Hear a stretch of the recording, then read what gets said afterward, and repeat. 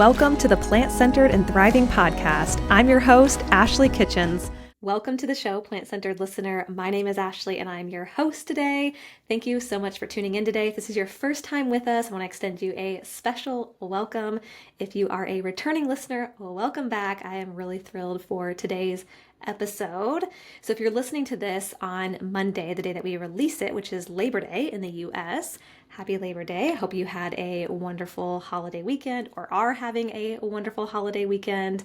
Maybe you enjoyed the outdoors, had a cookout, maybe you laid low, which is fantastic. This past weekend, I'm not sure if you've heard of the comedian who also happens to be vegan named Preacher Lawson. He was actually in Raleigh this past weekend, and so NB and I went to see him, and we also went to Fiction Kitchen, which is in Raleigh. If you are local, you know exactly what I'm talking about.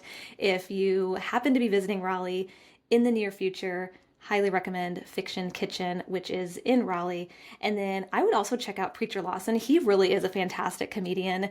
You can find him on social media, or you can look up his website and see if he's coming to a city near you. This was my second time seeing him, and he's just such a hoot. I love it so much. So highly recommend going and seeing him if you can. So on the Plant-Centered and Thriving podcast, we often discuss stories of individuals who have experienced life-altering benefits from going plant-based. And today, we're talking with a courageous woman who received a diagnosis of multiple sclerosis and used diet and lifestyle changes to, as best as she can, effectively combat her disease.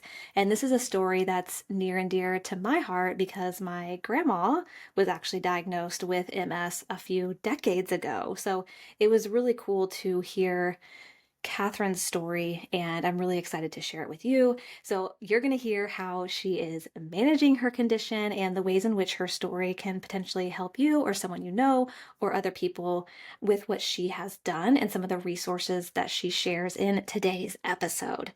Now, I do want to caveat that understanding your own body and its needs is crucial for your health. Health and wellness is very individual. Let's be real.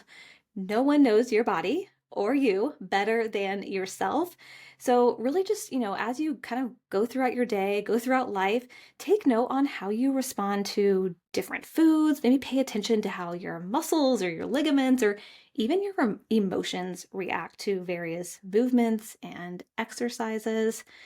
Maybe you can understand where you need to make some adjustments in your daily habits.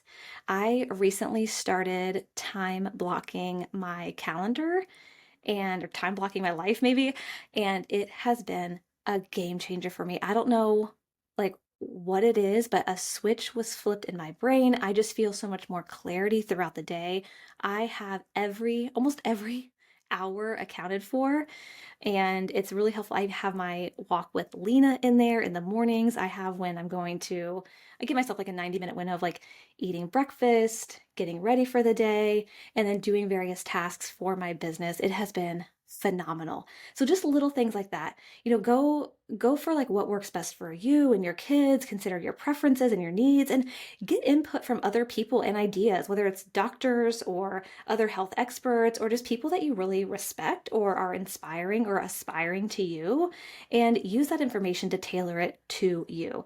It is a crucial and ongoing step for you if you're just trying to make that deeper connection with what's going on in your life and how it's impacting your health. Today's episode is with Catherine, and Catherine is originally from Ireland, and she's now living in Melbourne, Australia. If you are going to visit Melbourne, or you're in Melbourne, she has some amazing vegan restaurant recommendations, so I definitely highly recommend listening, especially to the end, because that's when she mentions them. Now, Catherine works as a dispensing optician and recently founded her own virtual assistant and podcast management business. So we talk a great deal about her diagnosis, her story, and then we talk about some fun things at the end as well.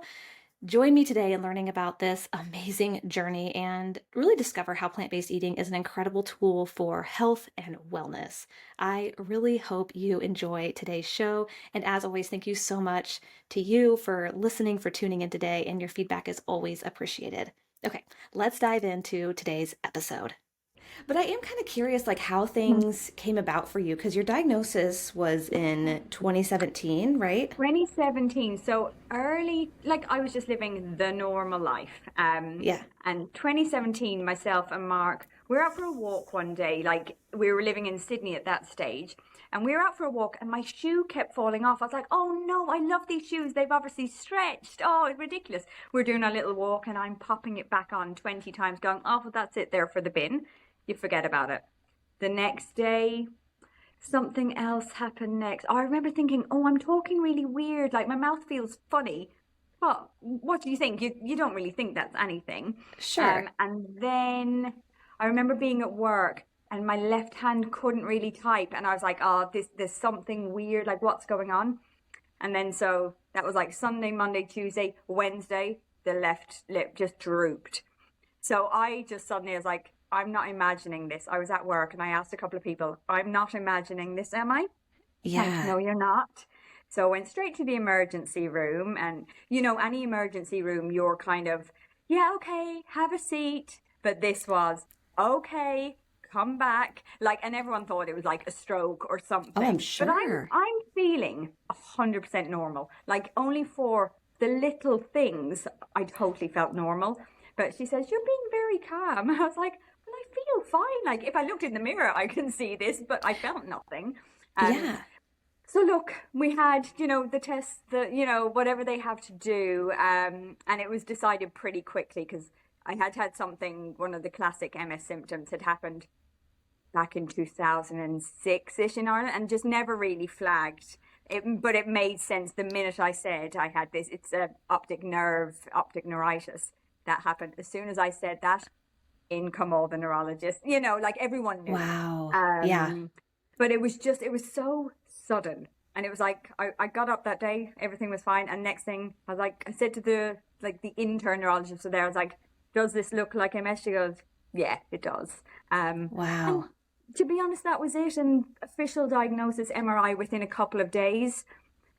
And then we go on, it's, Yeah. you just have to deal with it. Like, and started medication, he got me on medication really quickly because now they know you hit it hard. Whereas it used to be you wait and see and you do the little injections, but now it's like you hit it with the hardest thing, the quick, immediately. Yep. Yeah. Yep. Did Yeah. anyone suspect anything back in 2006 when you were struggling? It's funny. I was talking to a doctor today because I had to get new referrals and things like that. And no, I remember at the time someone said, or a doctor said, oh, any history of MS? And I said, no. And that was it. I've seen medical records since, and it still sticks here a little bit that personally, I think things were underlined that kind of say this was Yeah. suspected. But look, nothing was going to change anything. Do you know what I mean? So you can't rewrite history. Right. But I feel like that symptom should have been, oh, we need to monitor her because Yeah. of that. You know what I mean? Yeah. Would Yeah. you mind explaining Sorry? what that is actually too, just so the listener understands? Because I actually don't fully understand what it is. What is the symptom? The Is optic it? neuritis? Uh-huh. Yeah, so it's basically it's a swelling of the optic nerve. And how it presented to me was, say, God, I can remember it. I think the year is about 2005, 2006. And I remember one day taking off makeup, and I'm sure for everyone it's different, but taking off wiping off makeup and going, oh, that feels like really tender. Fine, who cares? You forget about it. My eye feels a bit sore. Over the couple of days later, it got to the point where I couldn't move my eyeball. So if you were over there, I would have to turn my head because moving it was not pain, it was agony in that I couldn't move it. The whole then head, very painful. So I went to the emergency room, and he did, I think, a CAT scan and had a look at whatever he looks at. I suppose at the time, I don't remember specifically because to me, this was just, I never knew it was going to impact the rest of my life. Do you know what I mean? Right. So we did the CAT scan, still at the point where I can't move my eyeball without thinking this is it. And he said, tension headache. Uh, So I was like, okay. He asked me what I was doing for work and was it a stressful time? And I was like, mean, it's busy, but like I can't move my eyeball. It doesn't really affect, Right.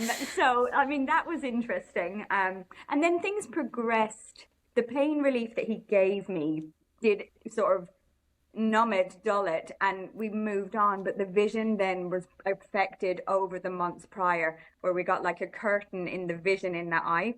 And I eventually went into an optometrist and said, look, there's something there. It's like a black cloud over it. She did a few tests and said, I think you had optic neuritis. I go, oh, what's that? We did more tests, and that's when MRIs happened. Had steroid treatments like intravenous for a few days. And the vision was like definitely improved, but it's still not 100%, but it's very good. I think some people can be blinded. Do you know what I mean? So mine was really good. But yes, I think if you can't move your eyeball, it's not a tension headache. You know what I mean? It does not sound like one. It really didn't feel like one. I remember thinking, God, this is ridiculous. But what do you do? Like the pain relief helped temporarily. So, it was just, we got through it at the time. Yeah. So it ended up just kind of subsiding on its own, like just getting better? It did. And that's it. It did. And then nothing till the 2017 then. But I remember maybe a year prior, I remember one day, and again, some of these things might not even be related, but if anyone's heard of like a visual migraine, that people talk about, they get the kaleidoscope, like colors in their vision. And I was sitting at work one day and suddenly I was like, I can't see. The kids' kaleidoscopes? I had just that spinning in my eyes. Yeah. But 20 minutes later, gone. So again, people get those anyway. Do you know what I mean? Right. So was it related? Who knows? But they're the only weird things that ever happened to me. You know what I mean? Yeah. So, and then my whole left side just went goodbye for a couple of days in the 2017, and that was it. Wow. The rest is history. Yeah. Yeah. Yeah. And speaking of history, I mean, no family history. So it wasn't like you suspected it really either. Zero. And I think that's possibly it. They said, any family history, with this one almost off the cuff comment. I was like, no, of course not. And we carry on because you don't think of it. Right. But yeah, no family history, nothing to suspect that this, it's just an unfortunate series of events, I guess. When it's, yeah, what can you do? Yeah. You can't see it's it kind coming, of like, so you can't prepare for it. Yeah. Yeah. So 10 years goes by after the optic neuritis. And then what was your diet at the time? I'm kind of curious. Normal. You know what I mean? Like probably poor normal. Ate everything and anything, probably underate. But then, God, I was a bit naughty. Like I was addicted to Coke and things like that, as in Coca-Cola.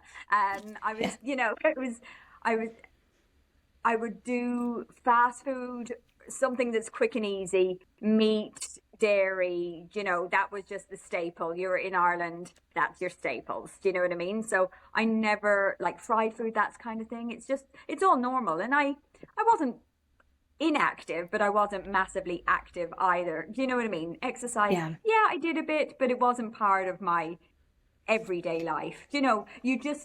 I guess I never really thought about diet. For me, you eat what you like and you eat what you know, and you all enjoy a nice restaurant. But for me, I was never like conscious or mindful of what I was eating. I was just eating what was there, Yeah. Yep. I think just like, I suppose that standard American diet, like that would have been mine, except it was standard Irish diet, Sure. Yeah. Yeah. Definitely. Probably more potatoes. Let's be cliched about it. There you go. But, it was going to come up. Yep. But yeah, no, really, really, really normal. Yeah. Never thought about it. Diet just, I was never someone that says, oh, I can't eat that because no. I ate whatever was in front of me or whatever I felt like eating. Yeah. Yeah. So you're young now. I mean, in 2010, you're obviously younger. I mean, I'm sure that was part of the equation too, because the diagnosis I know happens it varies, but more standard, like maybe a little bit later than in life.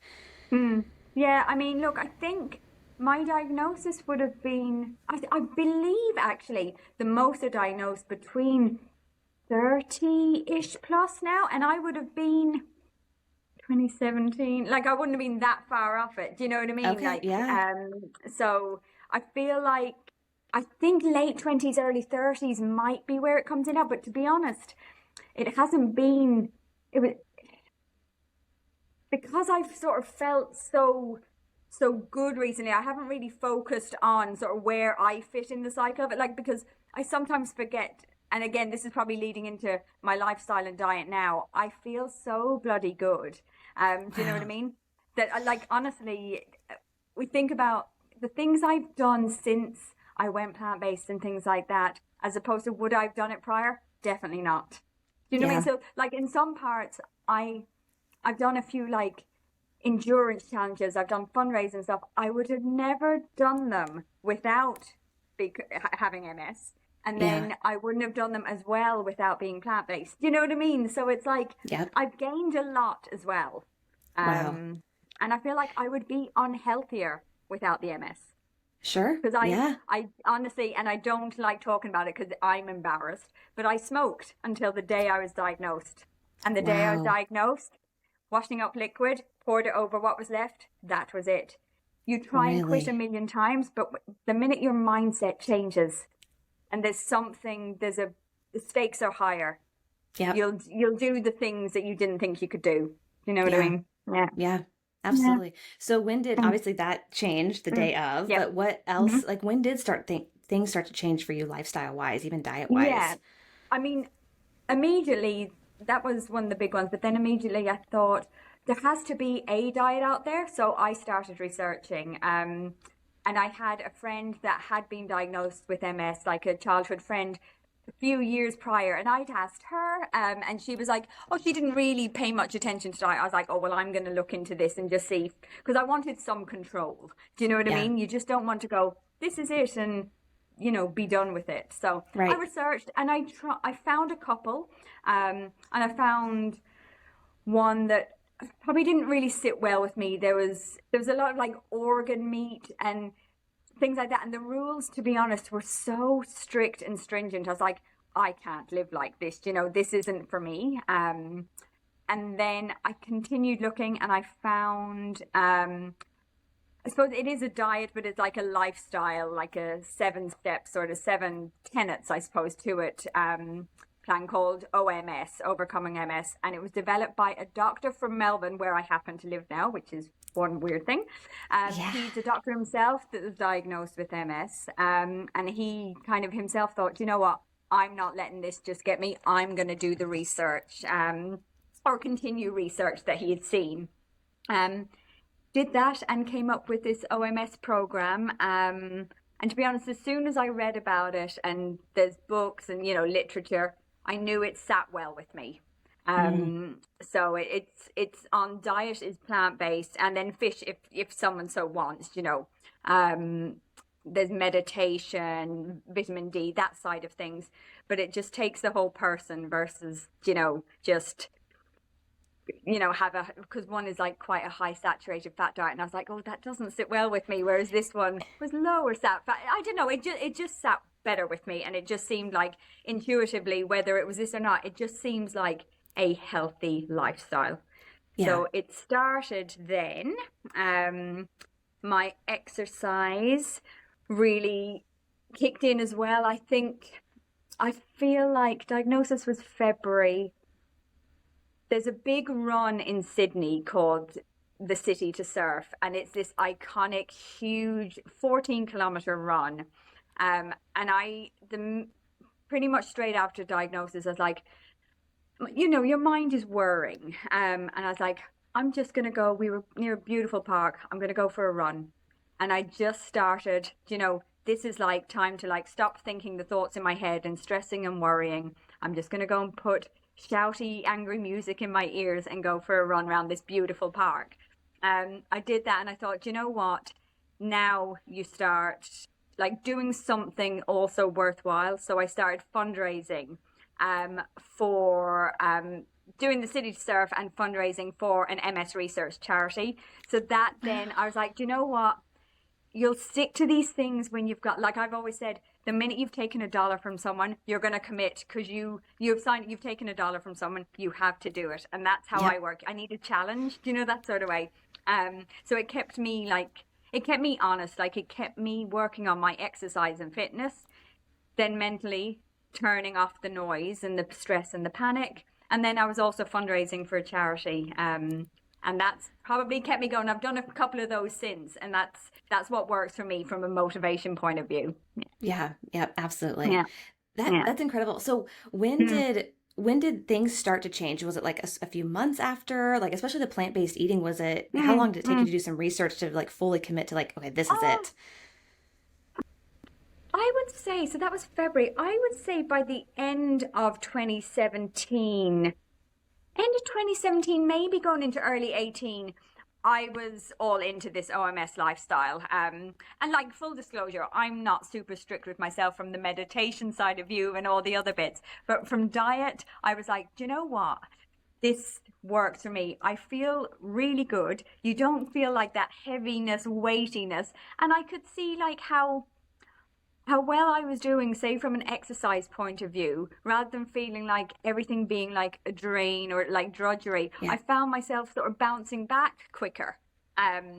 So that side of things, I would say I was pretty much all in, within about 9 to 10 months. Okay. And, you know, that was kind of it for me. And I knew it worked. I knew straight away I was feeling good. I feel like everyone talks about like energy and that side of things, but for me, I really did. You don't get that heaviness. We all get 3 p.m. slumps, but do you know what I mean? It's like I wouldn't feel that like really weightiness after a meal anymore. Do you know what I mean? Now I was probably overthinking everything I was eating at the start as well. Do you know what I mean? Like it's hard to change. And you're really thinking about what's in this, am I eating enough? Or at the beginning you eat the same bloody meal so many times because you're just trying to be good. But it's, you know, once that side of things settle down, I've found it way more fun. Like I found way more enjoyment in food. I care so much more, you know. It's more exciting to find a new plant-based restaurant, like, and look what they can do. Look how amazing that looks versus a regular Omni restaurant, because everyone can kind of do that. But to make something incredible, like in a plant-based restaurant, I just think is so impressive. Like, and we're always on the hunt. Like, you know, we live in Melbourne, so it's like a mecca. Like, it's the perfect place to be living. Yeah. Oh, it's the perfect place to be living for like plant-based or vegan eating. Yeah, absolutely. That's wonderful. Oh, I'm so glad. Yeah. And so it sounds like there was just this undeniable shift in your energy and how you felt. And it was like, okay, this is it. I'm not looking back. I'm going to continue forward with this plant-based eating. 100%. Like, I think it clicked in me really quickly. And once I got over I saw the variety I could eat and I got, used to this way of cooking. Once I realized it wasn't impeding me in anything, I just found way more enjoyment. I enjoy cooking more. I enjoy eating out more. And for us, it just felt like, do you know what? Why would I make myself feel unwell? And dairy is really contraindicated with MS. So to be honest, for me, at the very beginning, I would say, no, do you know what? If you put meat in front of me or dairy, I would eat the meat before the dairy. Like I switched with dairy like that. Do you know what I mean? Yeah. That's for me, because it's a real, I think there's real clear research with dairy and MS. Whereas I think the meat side of it is from a saturated fat. So, you can people can sort of say, oh, well, lean meats. But I think for me as well, you start looking for recipes. You start following this person, that person, and you start seeing the ethical side of it as well, which is where my mindset, I would think I'm 50-50 in it now from a health perspective and an ethical perspective. So for me, there's certainly no going back. Like I've said, if someone said to me tomorrow, you're cured, there's no MS, I would not change the way I eat. Like no two ways about it. Yeah, two ways about it. Yeah. I bet, imagine a lot of people listening can relate to that. It's like maybe they went plant-based for their health, but then they just learned so much about the impact on the animals, the environment. It's like, you know what? I'm going to keep going doing this, even though. 100%. And I never want to be the person that seems preachy or whatever, but I'll just have a little almost like a light-hearted dig or whatever it is. Like there's a better choice out there without harming Yeah. anything. Yep. And that for me, and I had a friend quite recently turn around to me and she says, do you know what? And because I did say, look, I don't want to be preachy, but we were joking about something. She goes, well, no, I will tell you, Catherine. She goes, we were somewhere recently and I've said, no, I'm not doing bacon anymore, because I showed her a little piglet video. And I was like, do you know what? I'm never going to be someone that I'm not going to be one of those aggressive sort of, Yep. it's not the way I do my message. But I thought just something I've said has helped. That little tweak in someone, I was like, that sits well with me. Yeah. Yeah. Yep. Definitely. Mm. Speaking of piglets really quick, I feel like this is related. Yesterday I was researching movies that had sort of a vegan undertone that maybe people didn't quite know. And two that came up were Babe. I don't know if you remember Babe, the movie. Yeah. And then Charlotte's Web from like the 1970s. Oh, gorgeous. Oh, yeah. And Wilbur. I was like, yes, Wilbur. I'm like, oh, I remember watching those movies. So, Yeah. I mean, Charlotte's Web.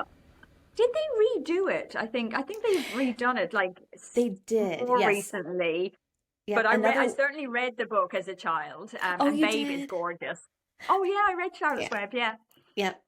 I didn't realize it actually came from a book until I was doing my research. And I was like, oh wow. So there's just so much history there. But yeah, a lot of great movies. Yeah, absolutely. Yeah. So have you gotten, I'm kind of curious because I know that this can happen in the MS community just from people that I've spoken with, a very small sample size. Have you gotten any pushback about your diet? And it's like, well, diet really isn't related, or I don't know about that. Yeah, look, I think the people, so obviously like you join those groups that are part of what you're doing. So there's lots of like OMS, there's some really good supportive groups, but you then will always see if there's, even I suppose, even the charity or the network that I've done fundraising for, there'll be lots of comments about, someone asks a question and it'd be like, oh, well, nothing's proven because nothing's set in stone. Do you know what I mean? I totally get that. And what works for me may not work for someone else, but there can be a multitude of reasons for that. So look, there'll always be, I think there's always someone that'll be, that doesn't work, or the other diet that is very, very meat heavy. And they'll go all in on that, and there'll be people that thrive on that. But for me, I think the reasons you thrive on one thing maybe aren't the reasons you think. And for me, doing the plan that I'm on just makes the most sense. And I think anyone in it, there's a lot of research behind it as well. It's been going back, I think, the research since the 60s and 70s in the US and things like that. There's a heap of research. So I totally get, there'll always be, people that, don't want to change their diet, and people have different motivations. And if you don't want to, you'll find reasons why not to. But for me, I wanted to try and find something that, even if someone says tomorrow, oh, I don't think it's proven, I'm like, but that's fine. But it's proven for me. Do you know what I mean? Right. Like I've had no relapses, no new lesions for years at this stage. I've been off medication since 2019. And again, that's not for everyone, but the medication I was on was to try and give a reset to your immune system. So it's more important for me to stick to this plan so that I keep myself well, and so I keep my body in some sort of equilibrium that it doesn't want to start attacking me again. So I think there'll always be a reason why not to do something, but for me it just makes sense. I'm doing really well. I've had no relapses, no lesions, things like that. Even today, I had to go and get a referral for a neurologist because I was like, I just know I should have one, but I've been so remiss. Like, I was like, oh, I just need to do this so I have it, because I forget. Like, MS doesn't feature in my day to day, which is amazing. You know what I mean? And there's definitely an element of luck in there. I'm sure there is, because I know how badly some people suffer. And I'm absolutely blessed that I don't. But that's why I'm going to try and do what I can do. Whatever's in my control, I'm going to try and, keep doing that to stay as good as I am for as long as I can. Because, look, things can change very quickly in MS. So I'm not kidding myself. But while I'm doing really well, I'm going to stay doing really well. Absolutely. And I know it's very individualistic, but it sounds like this has really worked for you. And right now it sounds like you're just Yeah. treating everything with diet and lifestyle. Yep, 100%. Yeah, and just look, we do an MRI once a year, once every 6 months. I've probably gone a bit too far now, but once a year for me now. And there's been nothing for a while. You know, I think the last one was no evidence of disease activity, which is that's what you Wow. want. Oh You know, yeah. Oh, yeah. I'm sure. That's Look, I've got amazing. minor little symptoms. I'm not, yeah, I've got minor little symptoms. I'm not saying I'm certainly not cured. There is no cure, Yeah. but I keep myself well, and you keep yourself active.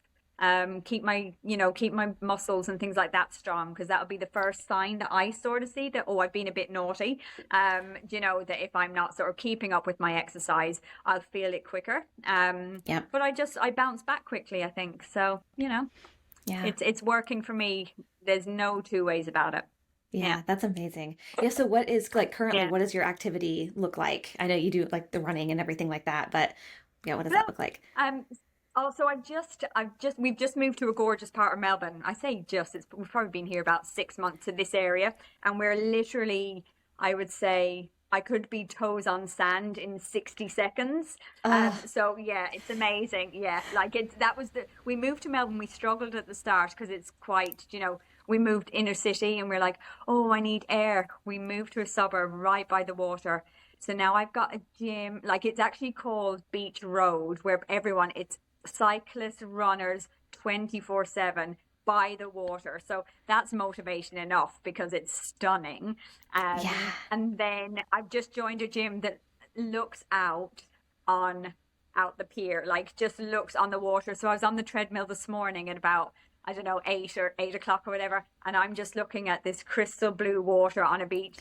So for me, I'm all about, I've been a bit naughty. I'm supposed to be doing like, weights and things like that as well, but I'm just loving just the running at the moment. I'm just I'm switching my head off sure. and running. Do you know what I mean? It's Yeah. phenomenal. It's beautiful here for running, and it's Yeah. flat. I don't do hills. Nice. Perfect then. Yeah, I'm like, no, there's a hill. Stop.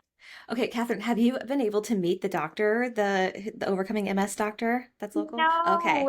no, and he does like retreats and things like that, or did previously, but nothing ever lined up time-wise. And then I suppose COVID.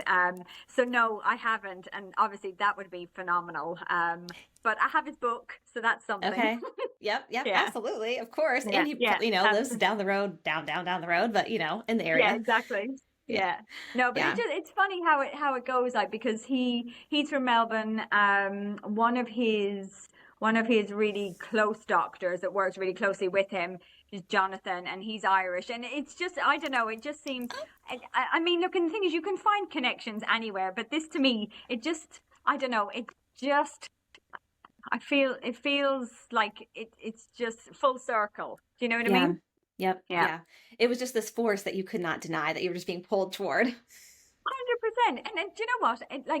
It makes sense if when you read it. It just makes sense. And there were so many things that I was reading the first few pages of the book. Even I was like, oh my God, underlying. I was like, this all makes sense. And I Wow. mean, you don't ever want to sound like you're in a cult, because we're not. Yeah. But when when you find something, you're like, oh, like lights are turned on. The amount of things I underlined that talked even Yeah. about medical history and medical this, that. And I was like, that was me, that.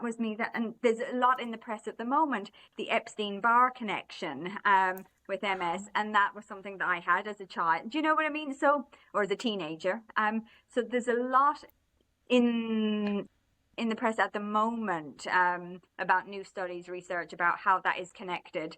And again, I'm Wow. underlining it, going, that was me. Yeah. I think Yeah. I would just recommend everyone research what you can. Do you know what I mean? There's so much out there, and you'll find what works for you. Yep. But I've certainly found this. Like, I genuinely don't think I would be as healthy as I am now without being diagnosed with MS. As Sure. ridiculous as it sounds, I would be far less healthy if I didn't have that diagnosis. Yeah. Yeah. I mean, I'm I sure really like would. yeah, you'd probably still be smoking, maybe still eating the quote standard American diet in Australia. 100%. Yeah, Yeah. absolutely. Like, I really Yeah. would. And I wouldn't put as much time. I would, like, what year? 2021, I did a 6-hour swim run endurance thing for fundraiser. I would never have done that. Like I would Yeah. never have done that. Do you know what I mean? So Wow. all these things all stemmed from the diagnosis, and I get a bit pig-headed. So I'm like, no, I'm going to show that I can do that because I just don't want to be beaten by my own body. Do you know what I mean? How Yeah. ridiculous would that be? So I'm just going to do what I can. So like all these things, you know, I think yeah, there's no two ways about it. I just wouldn't be in the same situation I'm in now. I wouldn't be feeling as good as I am without having MS. You know, Yeah. and it's just, yeah, it's really, I really feel that's the way it is. Yeah. Well, kind of like you're saying, when it feels right, it feels right. And it almost Yeah, becomes easier to continue down this lifestyle than maybe doing the things that you one, were doing in the past.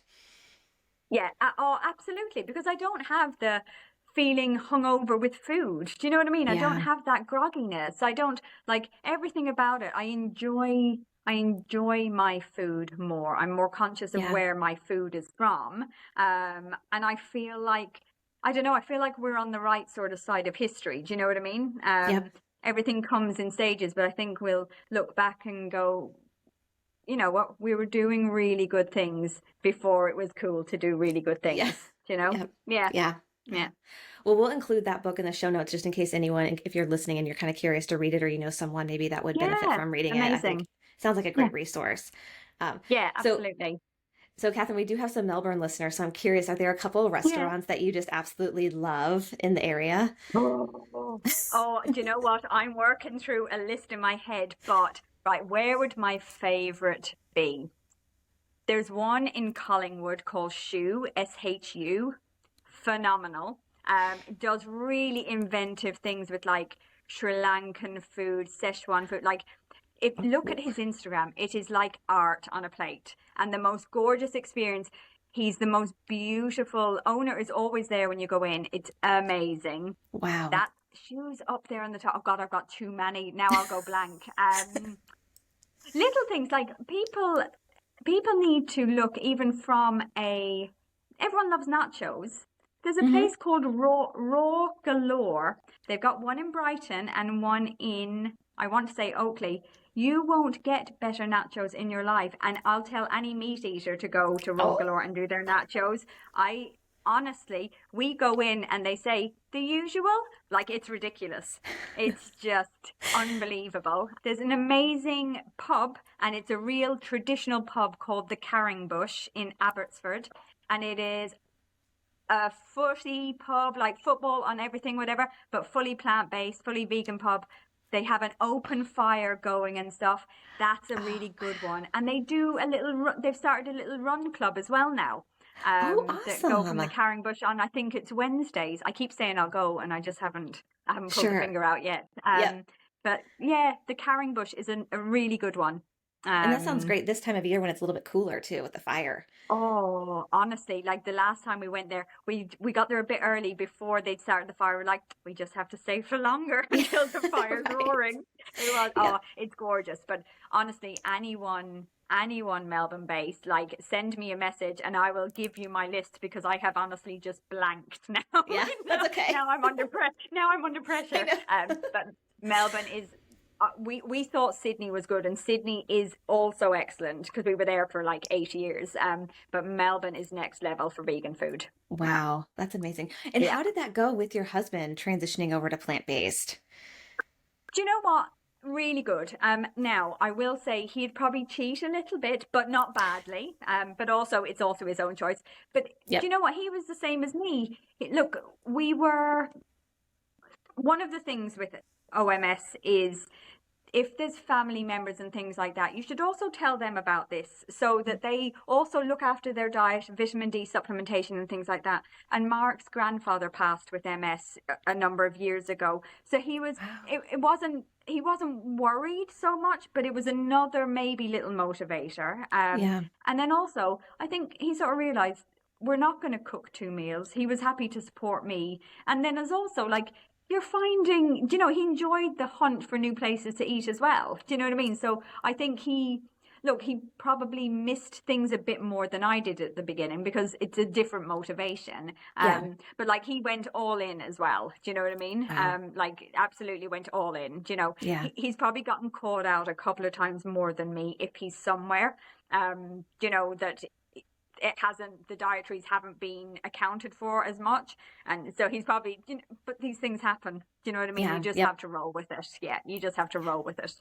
Yeah. But no, he did really well. There was no real big conversation. It was kind of assume it kind of makes sense. And if he had carried on eating normally, it wouldn't have made any difference to me. But it just made sense. We're not just going to cook 2 meals, so suck it up. Right. Well, I'm glad that went well. And it's great that they touch on that in the book as well. I think that's fantastic. Yeah, it is. And it's something, and it's something you just kind of put it out there, and it's not telling everyone to change their diet, but just be aware. But having said that, look, there was no background for me, and there is, with MS, there is a genetic element, but it's not that it's hereditary and goes from parent to son do you know what I mean? So it's just, I think, to be aware of it, and that your risk, I suppose, is slightly higher. I don't really know the actual percentages. But yeah, I think just be mindful. Yeah, if there's a family connection. Yeah, that definitely makes sense. Catherine, I mean, thank you so much for coming on. I know this was outside your comfort zone, so I really appreciate it because this was wonderful. But thank you. And I hope this is all good for you. Thank you. I've really enjoyed it. Yeah, absolutely. 100%. All right. Well, thank you so much for tuning in today, and we will catch you on the next episode. Catherine, thank you so much. Fab. Thank you so much, Ashley. I'll talk to you soon. Until next time, keep thriving.